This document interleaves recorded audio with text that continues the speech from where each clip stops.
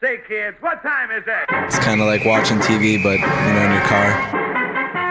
104.7 The Cave, Mike the Intern, Jay Stevens in the studio today. It is Dark Side of the Stream episode. Oh, that was 171. How'd you like that? It looks so little. It looks now so small. We're huge. Well, it's because You're massive, and I look so small. Well, it's because you got like if 10 I adjust, feet I know what's between going to you happen. That's what's going to happen. I knew it. Then he's messing around. Wait, all right. Oh, gosh, now I lost the whole screen. Okay, there you go. I'm back, baby. So today is episode 171 of Dark Side of the Stream. It was my pick this week, a new documentary that's been in the top 10 on Netflix for the last several weeks. It's called American Nightmare, involving a kidnapping case that happened in California in 2015. It was almost, I guess the word would be serendipitous, that they did this whole thing in 3 parts, which is, nice, Jay. These three, he's like, oh, I'm ready. And it's like, no, you're not ready. Yeah. Anyway, yeah, it was good. The 3 parts. It was good. 3 parts, so we can do this thing in 3 parts too. Perfect. So I thought, and that the way they did this, the makers of this documentary, to do it that way was perfect, because it tells 3 different versions of the story, which starts with the boyfriend.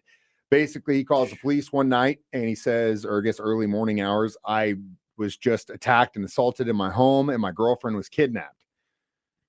Scary situation. Yeah. Right. And in the middle of the kidnapping, he basically says, oh, my goodness, this isn't the one. You weren't the one I was looking for. Yeah, I'm actually looking for your ex-girlfriend. That was weird. Which was also very, very strange. And still to this day, they don't know why that guy said that. They still don't know. I wonder if that girlfriend had something to do with it. But did you, right out of the gate, did you know anything about this case? Not at all. I didn't either. So which is great.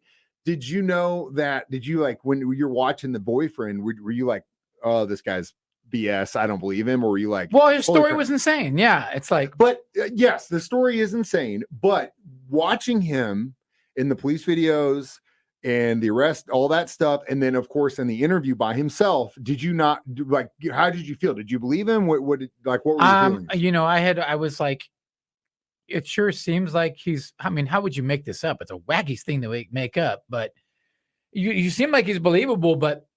It was a lot to try and buy. The story's a lot to buy. From a law enforcement perspective, it is a lot to digest and to at least believe. But in this country, it's innocent until proven guilty, and you need to let the evidence speak for itself, right? Now, and if this guy's saying like, "Hey, he installed this camera in the corner of my room," and there's a camera in the corner of my room. Yeah, but that sounds so unbelievable too. He's telling you all these things, right, and it's like, I know. What's his gain? The kid was well off. Have you ever been in an interrogation room like that, being interrogated by detectives? Do you really? Okay, yeah. Yes. I'm going to assume the answer is yes. I mean, there was an incident when I was younger that I did get arrested for in Kansas. We won't get too much into it, but I was taken into one of those rooms. When you're in those rooms, it's awful. Even if you're telling the truth, it was awful. If you're telling the truth, you're still so nervous and God, like I was dead. I like this sucks, dude. I can still remember it. It's a bad it's scene. A very stressful situation being in that room. And to see what those guys, the Vallejo Police Department and the FBI put this guy through. Oh. Trying to break him down, lying man. to him about the results of the lie detector test, and just no, we know you did it. We know you did it. We know you did it. We know you did it. We know you did it. Until, well, all of a sudden, to break you. The girl just appears. Oh, that was the crazy. And then they have to pivot, because up until this point, for the last 48, 72 hours, she's dead. boyfriend. I can't think of anything else. It's you. And then the girlfriend appears. It's like, wait a minute. It's not you, bro. It's her. It's like, wait a minute, guys. You don't have any clue because you don't have any evidence. So it comes down to this. I love what our police do. Our men and women, my aunt's a detective, retired cop. Don't get me wrong. It has nothing to do with like against police. It is, there are bad people that do bad at their jobs. And this documentary did such a good job of not just painting a picture of an awful police department with a bad culture. And that's Vallejo, California. I'll say that all day. That culture is awful. Yeah. Because then you see another culture in Dublin, California, where they did everything by the book and went the extra mile to try and solve it. It's not a question of good. It's not a question of bad cops here. It's a question of bad culture, bad people that are bad at their job, that are willing to die on the sword so they don't have to save, so they can save face and cost all these people just I was so angry. Literally a nightmare. Yeah. And the fact that the kidnapper told this guy, I'll contact you. He tells the police he's going to contact me. He hands a cell phone over and they put it in airplane mode. Yeah, why? That was the weird. Why would you do that? Because they're bad at their job, which, by the way, if they kept it off and listened to what he had to say, the kidnapper tried to call twice. They could have traced the phone call and that woman wouldn't have been raped a second time. Yep. Just because the cops were bad at their job. Again, thank you to the Dublin Police Department for doing your job. I'm going to say that probably 1,000 times in this episode of Dark Side of the Stream. All day, we're discussing American Nightmare. We'll be back next on 104.7 The Cave. Mike the Intern, Jay Stevens back in the studio. It's Dark Side of the Stream, episode 171, American Nightmare on Netflix. Okay, so as we mentioned in the last segment, they did a really good job of separating this into 3 episodes. The first one was the boyfriend, which we discussed. Second one is the girlfriend, Denise, and what she went through. So then at first I thought it was the guy, the boyfriend. Then I go, okay, no, it was the girlfriend. It's like it was really well told. It makes you think everybody's guilty here. For about 2 seconds, because then she starts telling the story, and you're like, oh, everything she says matches up with the boyfriend. So either they're in cahoots for whatever reason, or I thought that too. But again, that doesn't make any sense. This kid he came from money. Like the story is so wacky that it's like it was so crazy. Sometimes, man. and the bad timing of this is it happened right after Gone Girl came out, which is literally by the book what actually happened in the story. And again, yes, you can say that maybe life was imitating art, but at the same time, it's art, and you can't just say, well, because we saw this movie, this is exactly what these guys are doing, because that's exactly what the Vallejo cops were saying. But that's what they did. Right? It blows my mind that they would, instead of like taking these victims face value and saying, look, we understand this is a crazy story, but we need to have all the facts before we make any decisions. Like anything that we think or force right now is speculation, because we don't have any evidence to go either way. So it's kind of like, man, I don't know. But anyway, she goes through a story, which is horrific. She had been assaulted already in her life 2 times when she was 12 and 19. And this was the toughest thing for me, to hear her tell a story about how she was assaulted when she was 12. Didn't think anyone would believe her. And then that person went on to kill another little girl, which is just horrific. So she lives with that guilt. She's 19. She's getting drunk at a party, gets assaulted again. This time she decides, I'm going to say something, goes to the police department. And the police guy says, it's going to be a he said, she said thing. You probably shouldn't do it. And so she leaves. 2 times in her life she's assaulted and she doesn't do anything. This time she does, and they don't believe her. They actually start to say, you did this yourself, and we're going to throw the book at you. Insane. Have a press conference basically calling them out, saying that they wasted all the resources of the community. Well, Vallejo Police Department, who actually wasted the resources?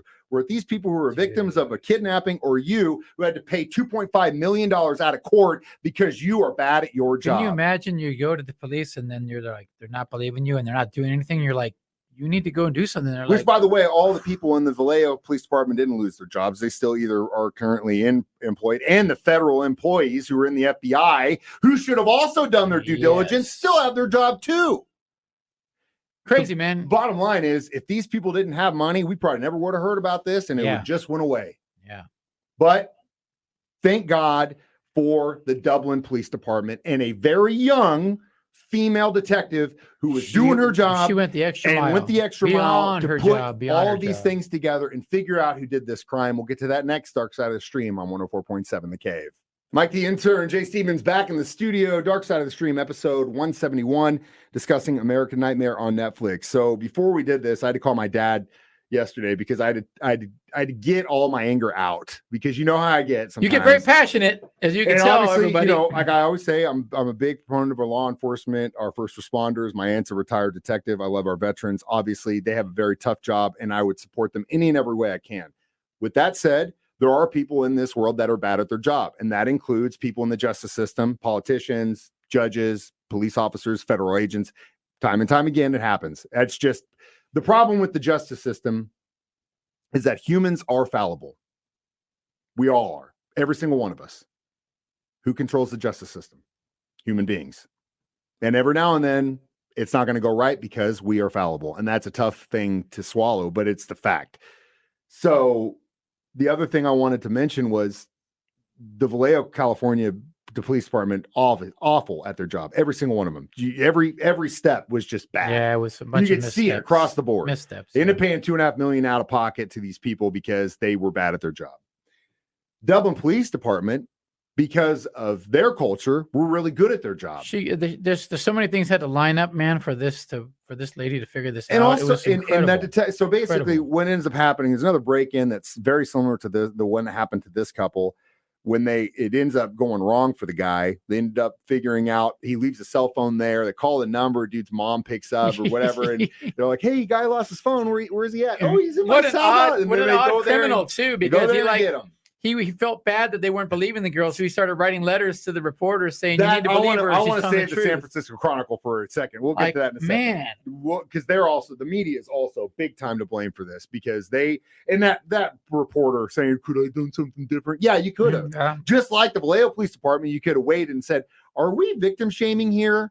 Find the facts first. And you guys were like, "Well, I just did what." Trying to get the story out. You screwed up these people's lives for years.